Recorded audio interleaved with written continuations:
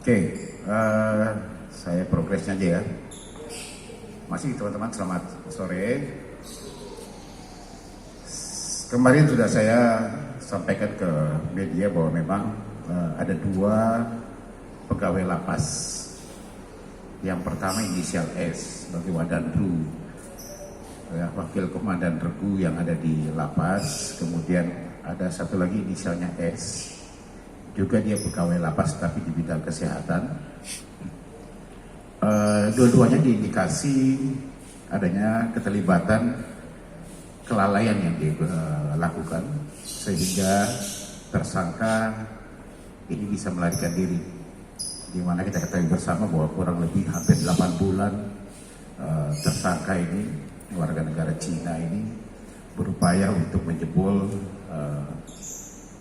tembok dan menggali sampai dengan bisa keluar ya pada saat itu, tanpa disadari oleh kedua pegawai lapas ini ada kelalaian yang dilakukan. Ya, kelalaian seperti apa kemarin sudah saya sampaikan juga. Barang bukti yang ditemukan sampai sehingga terjadi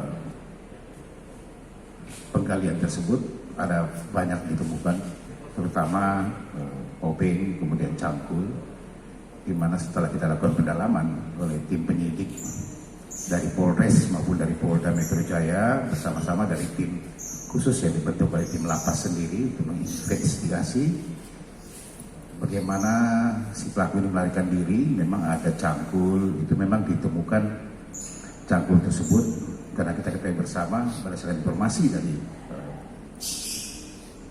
pimpinan lapas sendiri bahwa memang 6 bulan yang lalu itu ada pembangunan dapur di dalam, sehingga alat itu yang dia pakai.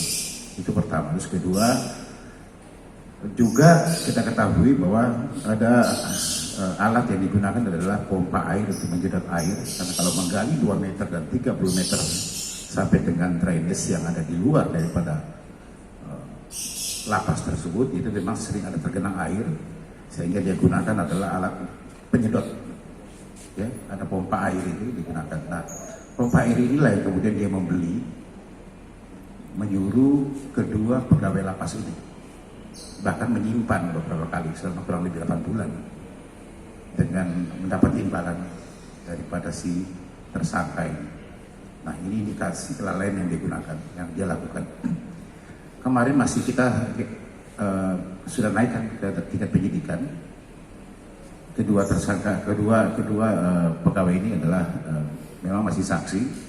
Saya kemarin sampaikan bahwa akan kita gelarkan, kemungkinan akan kita naikkan ke statusnya dari saksi menjadi tersangka, dan kita masih menunggu nanti hasil gelar perkara dulu. Ya, kita lakukan gelar perkara. Apakah kemungkinan masih ada lagi orang-orang yang lain, ya, di luar dari kedua orang tersebut? Itu kemungkinan saja ada. Kemungkinan saja ada, karena ini masih dilakukan penyidikan oleh tim, ya, terhadap bagaimana sampai si tersangka ini bisa, atau warga negara Cina ini bisa melarikan diri dari lapas kelas 1 Tangerang tersebut. Apakah ada upaya dari orang lain lagi yang membantu? Ini masih didalami oleh tim penyidik. Ya, bisa saja kemungkinan akan ada lagi. Ya, tetapi untuk kedua orang tersebut, pegawai lapas tersebut, inisialnya S dan S itu masih kita akan gelarkan. Mudah-mudahan minggu ini kita gelar perkara untuk bisa menentukan statusnya, apakah unsur persangkaannya itu bisa dinaikkan ke sebagai tersangka. Itu pertama. Terus kedua, tersangka masih terus kita lakukan pengejaran, ya. Chai Chanpan alias Antoni ini masih kita lakukan pengejaran. Memang kita ketahui bahwa Chai Chanpan ini melarikan diri dari lapas kelas 1 Tangerang ini, diketahui melarikan diri itu sekitar 11 jam setelah dia melarikan diri. Ya, 11 jam. 11 jam kemudian penyidik sudah melakukan penyidikan, ya.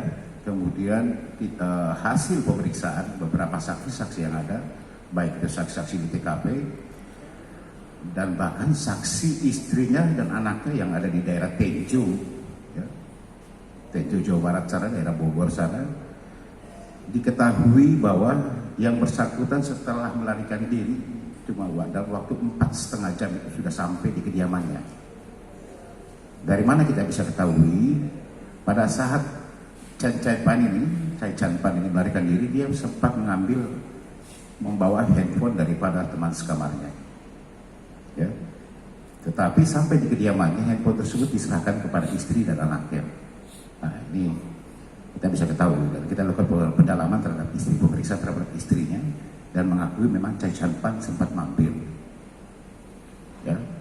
ke situ, kemudian melarikan diri masuk ke dalam hutan. Ini yang kita menjadikan target adalah sejak kemarin adalah hutan, dan hutan yang ada di belakang dari rumah Chai Chan Pan atau keluarganya ini bersama istrinya ini memang hutan yang agak termasuk hutan luas yang ada di sana, cukup luas.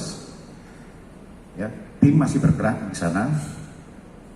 Hari ini dibantu lagi, di backup oleh teman-teman dari Brimob untuk melakukan pengejaran ke dalam hutan, karena memang Chai Chan Pan ini sebelum berurusan dengan aparat berwajib, waktu masih tinggal di daerah Tenjo sana, memang sering melakukan kegiatan perburuan di dalam. Jadi dia hafal hutan tersebut.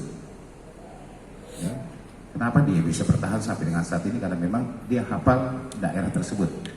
Itu pertama. Yang kedua, dia juga memang adalah